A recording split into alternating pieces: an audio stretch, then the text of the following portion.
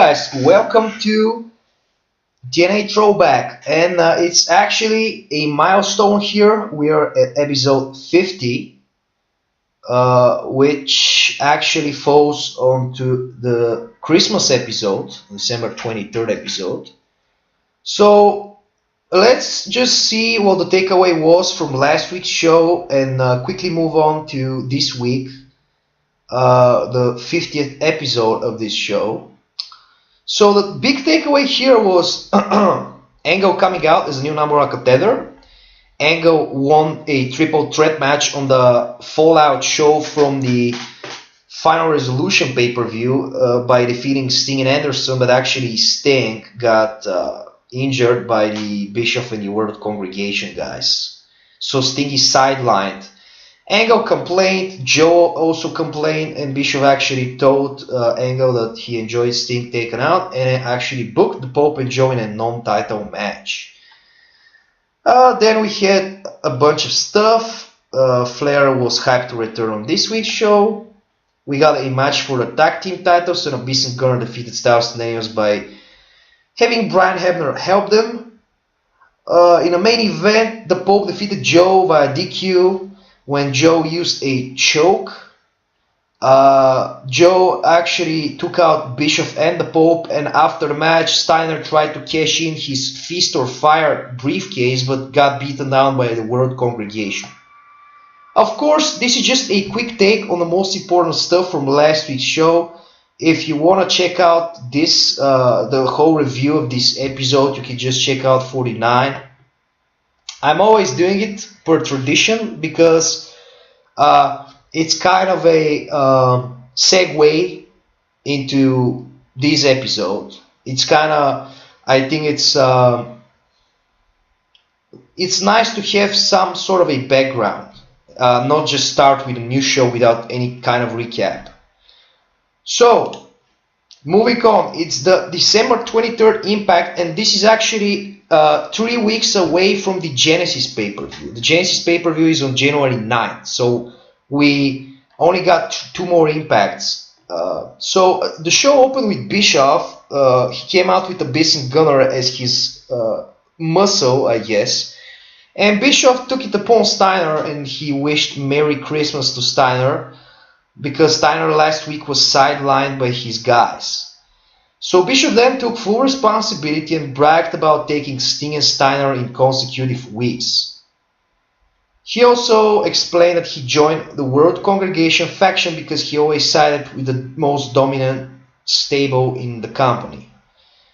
And Bischoff ended this segment by booking Angle and Joe, since Angle and Joe were the ones to interrupt him last week. As he booked them to face Abyss and Gunner. This was the whole point of Abyss and Gunner standing by Bischoff and to ensure that he doesn't get jumped by anybody from the babyface. So tonight we have Kurt Angle and Joe teaming up against Abyss and Gunner. So the whole point of this segment is to kind of establish Bischoff as the man in power. We got Sting and Steiner taken out in the last 2 weeks. Really, it's not a strong explanation that he sided with the World Congregation because they're just dominant, but if you take a look in history, Bischoff and the NWO, he always had some sort of a character where he's a son of a bitch and he always sided with the bad guys. We must assume that he just felt that being an impartial GM is not really fun for him.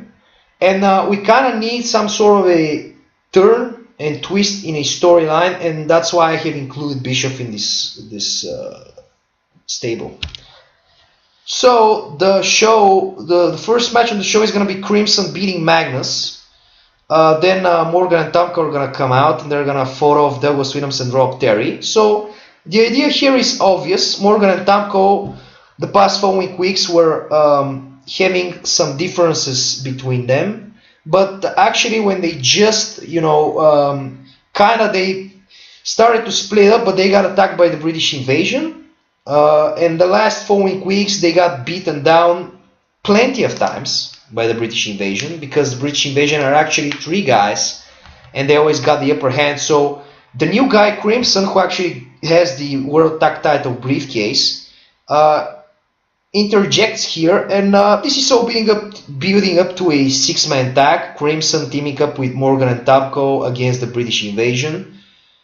This is how. So then we're gonna have Angle talking on the phone with Flair, and Angle is gonna ask him for a favor to help him against Bischoff's faction and the World Congregation.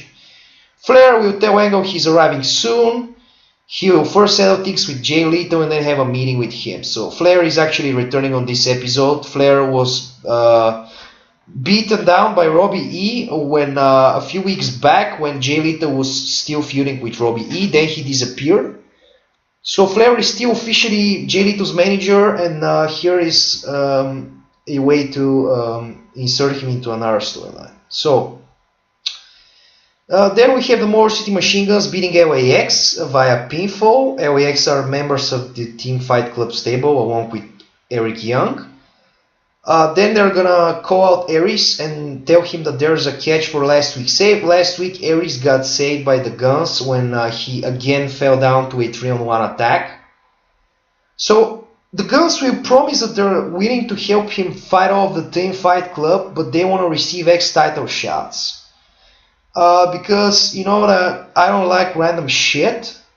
I like to have reasoning behind everything on the show, and actually this kind of seems logical for me. Shelly and Sabin will help Aries fight off the Hugh stable that's attacking him, but they want the title shots.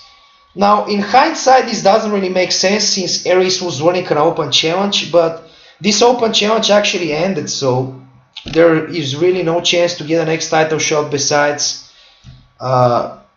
someone requesting it.